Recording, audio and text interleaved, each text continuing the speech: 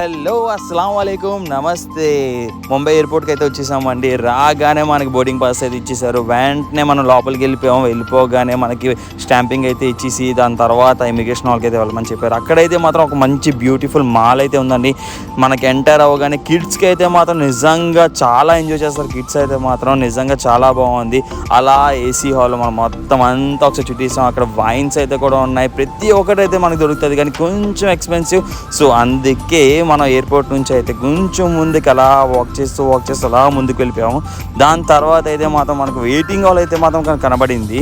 ఆ waiting hall దగ్గర అయితే మనం కూర్చొని ఒక 1 hour నుంచి అప్రాక్స్ 1.5 hour అయితే మాత్రం కంటిన్యూ అయింది. అలాగే దాని తర్వాత మన టైం అయితే వచ్చేసిందండి. I'm going to Dubai.